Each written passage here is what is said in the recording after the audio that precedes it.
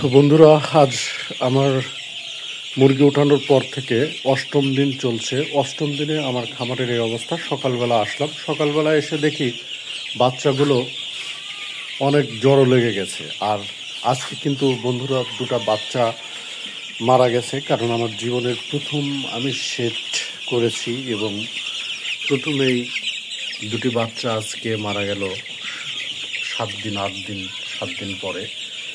এটার জন্য মনে খুবই কষ্ট লাগতেছে বন্ধুরা।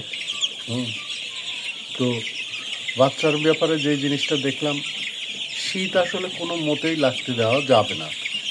আর শীত লাগলে অন্তত 1 ঘন্টা 2 ঘন্টা পর পর এসে বাচ্চা জ্বর লাগলে সেগুলোকে ভেঙে দিতে হবে। কিন্তু আসলে রাতের ব্যাপার, তো রাতে তো আমাকেও ঘুমাতে হবে, আর এক্সট্রা ডিউটির কোনো লোক নেই। তো আমি ঘুমিয়েছিলাম, সকালে উঠে এসে দেখি মোটামুটি সবগুলো বাচ্চাই ভালো ছিল। কিন্তু এই দুইটা আসলে কোনো রোগ বা শোকে মারা যায়নি। যে ভুলের কারণে মারা গেছে সেটা হচ্ছে যে আমার আসতে দেরি হয়েছে, দুটো বাচ্চা মারা গেছে। আমার খুবই আসলে খারাপ লাগতেছে। আরও একটা বাচ্চাকে আসলে এই যে ঠান্ডা লেগেছে, তো এই বাচ্চাটাকে সুস্থ করার চেষ্টা করব নতুন প্রক্রিয়ায়। যে দুটো বাচ্চা মারা গেল অনেক বড় বড় হয়ে, এটা আমার কাছে আসলে খুবই খারাপ লাগতেছে। কিছু করার নেই। তবে যে ভুলের কারণে হয়েছে সেটা তো আপনাদেরকে বললামই, যে সকালে উঠতেও আমার একটু দেরি হলো। আর রাত 3টার সময় আমি একবার এসেছিলাম, এসে যখন মুরগিগুলোকে হালকা করে দিয়েছিলাম, জড়তা ভেঙে দিয়েছিলাম, তখন কিন্তু মুরগিগুলো আসলে ভালো ছিল। পরবর্তীতে এরকম করে চাপা খেয়ে যে সবগুলো দেখেন জ্বর হচ্ছে, এই চাপা খেয়ে আসলে মারা গেছে, যে একটার উপর একটা উঠতেছে। তো খুবই খারাপ লাগছে। তবে মুরগি আসলে শীতের দিনে এই ব্রয়লার মুরগি পালন খুবই কষ্টকর, কারণ মাঝে মাঝে আপনাকে ডিউটি পালনের মতো করে এসে এই মুরগির জড়ো হওয়াগুলো ভেঙে দিতে হবে। এই যে মুরগির স্তূপ আকারে যে জড়ো হচ্ছে, এগুলো ভেঙে দিতে হবে, তাহলে মুরগি খুবই ক্ষতিগ্রস্ত হতে পারে। দেখুন আমার দুটি মুরগি আসলে মারা গেল, কিছু করার ছিল না। তো বন্ধুরা, এই আমার এই মুরগির বাচ্চাটাকে আসলে বাঁচানোর একটা প্রচেষ্টা চলছে। দেখুন আমি কিভাবে কার্টুনের মধ্যে একটা বাল্ব দিয়ে তাকে তাপ দিচ্ছি, জানি না সে সুস্থ হয়ে উঠবে কিনা। তো এই হচ্ছে অবস্থা। তো দেখা যাক এ সুস্থ হয়ে ওঠে কিনা। আর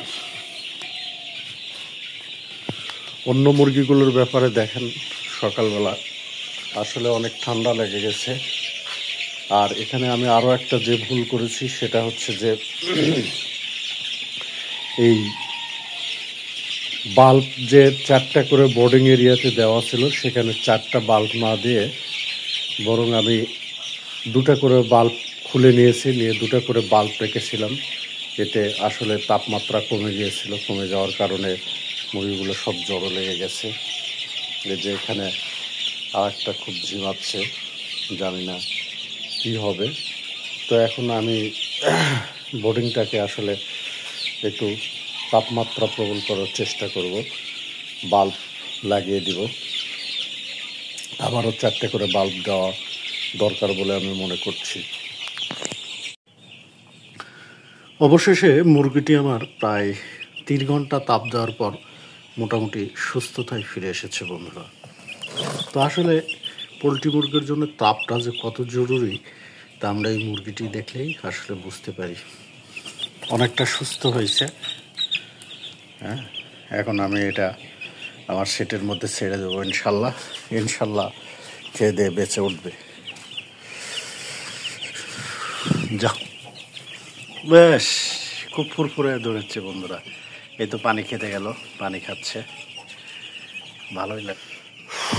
বন্ধুরা, তো আজকে 2টি মুরগি মারা গেল এবং একটি প্রচণ্ড অসুস্থ হয়েছিল, সে কথা বলেছিলাম সকালে। কিন্তু এখন যখন ভিডিও করছি তখন কিন্তু সন্ধ্যাবেলা।